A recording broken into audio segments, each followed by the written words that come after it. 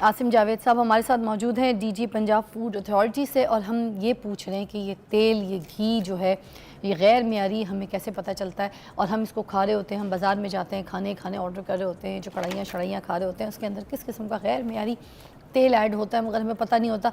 अच्छा सर, मुझे एक और चीज़ बताइएगा कि कितनी FIR जो हैं वो 2 नंबर घी, तेल, ऑयल, इन चीज़ों के ऊपर हो चुकी हैं, बताइएगा। मैडम, इस साल तकरीबन 10 माह कंप्लीट होने को हैं। आज की तारीख तक हम ऑयल और घी जो कि नाकिस था या मुज़र सेहत था या किसी ऐसे सोर्सेज से बनाया जा रहा था कि जो कि ऑयल या घी के सोर्सेज नहीं होने चाहिए, हमने 87 FIRs उसके हवाले से की हैं। तकरीबन 1400 के करीब हमने प्रेमिसेस को सील किया क्योंकि अनहाइजेनिक और अनसेफ तरीके से वहाँ से ऑयल या घी बनाया जा रहा था।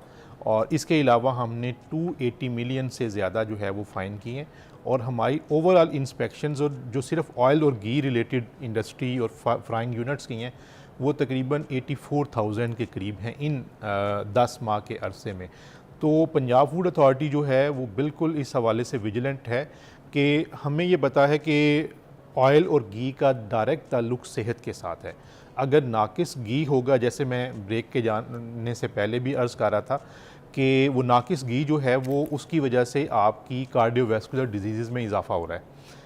एक इसमें ये है, और दूसरा इसके अंदर ये है कि ऑयल और घी की इनटेक पाकिस्तान के अंदर जो है ग्लोबल एवरेज जो है वो है 7 litres per capita per annum, जाके पाकिस्तान के अंदर ये 24 litres per capita per annum है, जो कि दुनिया से 3 टाइम्स जो है वो ज़्यादा है। तो हमें अपनी ऑयल और घी की इनटेक को कम करना है। ये बहुत ही अहम बात जो है वो मैं कर रहा हूँ। और एक और भी जो इशू कार्डियोवैस्कुलर डिजीज़ का बायस बनता है वो ये है कि हम रात को लेट खाना खाते ही सो जाते हैं। कि हमने रात को 12 बजे कोई चीज़, पिज़्ज़ा या इस तरह की जो है जिसके अंदर चिकनाइयों की मिकदार जो है वो ज़्यादा होती है, हमने उसी वक्त खाया और उसी वक्त सो गए। This is very dangerous to health, this is very sir, dangerous. हम बाज़ार से भी तो पकौड़े समोसे खाते हैं।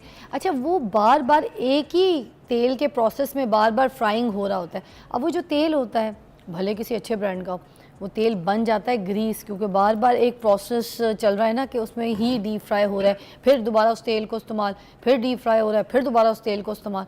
तो वो कितना हमारी सेहत के लिए मुज़र होता है, इसके ऊपर भी बात कीजिए ज़रा। देखिए, वो जो यूज्ड कुकिंग ऑयल है मैडम, वो इंतहाई ख़तरनाक है। उसकी वजह से आपको कैंसर, इसी तरीके से आपको जो ट्यूमर्स वगैरह है उसके होने का खदशा होता है, लेकिन वहाँ से पिलफरेज के चांसेस होते हैं। अब इस मकसद को रोकने के लिए हमने पंजाब फूड अथॉरिटी के अंदर एक पूरा यूनिट जो है ऑयल और घी के हवाले से जो है वो बनाया है।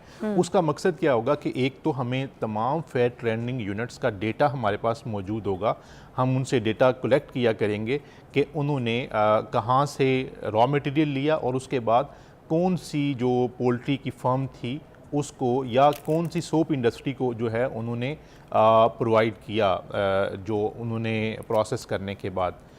उसके अलावा इस तरीके से है कि जो यूज्ड कुकिंग ऑयल है जिसकी वजह से बायोडीज़ल बनना है, उसका भी हम तमाम रिकॉर्ड जो है वो मेंटेन करेंगे।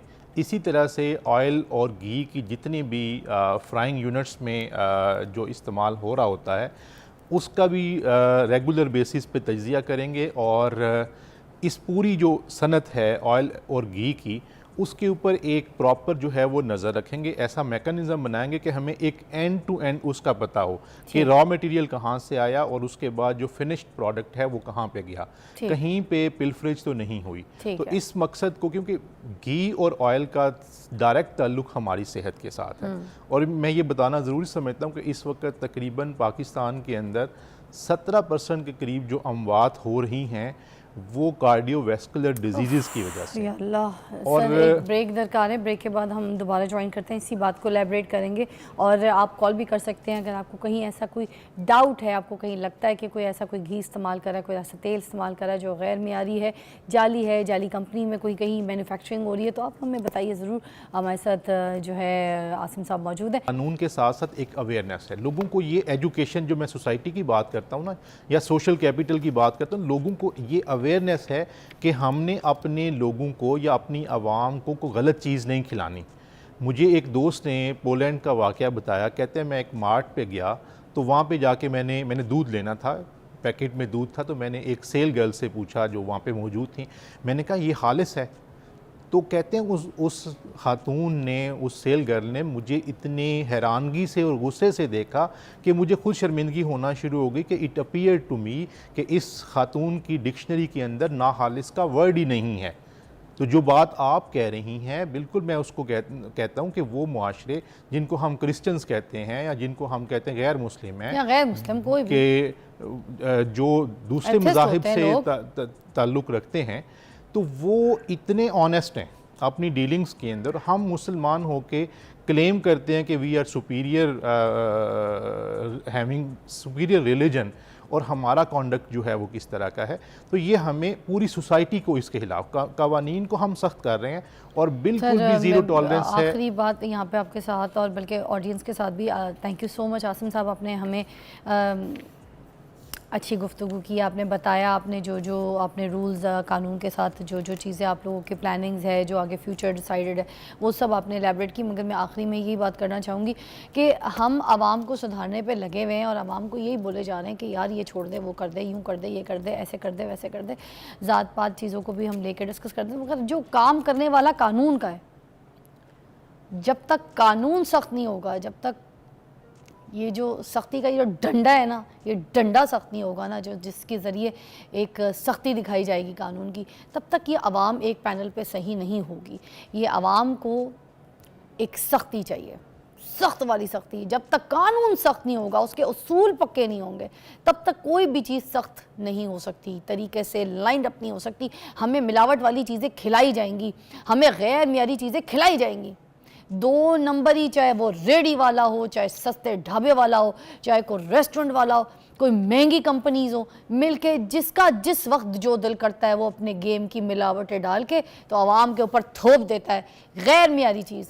और हम गैर मियारी चीज़ खा खा के जो है ना मर रहे हैं, क्योंकि हमारे पास कुछ और सरोकार कोई चीज़ नहीं है, क्योंकि हमारा कानून सख्त नहीं है। ब्रेक के बाद अच्छा, ये जो देसी घी जिसके बारे में लोग बात कर रहे थे कि अब वो मार्केट में भी दस्तयाब है, अब लोग ब्रांड्स में भी निकाल रहे हैं, कोई आम ब्रांड्स वाले, तो वो देसी घी, वो वैसा देसी घी होता है या बस ऐसी जाली देसी घी होता है जिसको हम देसी घी समझ के पराठे खा रहे हैं, रोज़ सुबह पी भी रहे हैं? Is that right? फूड के अंदर मैं ये समझता हूँ कि अडल्ट्रेशन के बहुत से इश्यूज़ हैं, जिसकी वजह से आप देखें कि पिछले पूरे 10 माह के अरसे में, जो 10 माह भी कंप्लीट नहीं हुए इस साल के, हम तकरीबन 850 के करीब FIRs दे चुके हैं जो कि प्रूवन अडल्ट्रेशन है। होता क्या है कि बाज़ औक़ात जो मिलावट माफिया, जिनको अल्लाह ताला का खौफ नहीं है, जिनको पैसे बनाने का जो है वो एक लत पड़ी हुई है, खौफ नहीं है, आपका खौफ भी नहीं है, कानून का खौफ भी नहीं है। इंशाल्लाह हम मैडम हम कानून का खौफ उनके दिलों में डाल रहे हैं।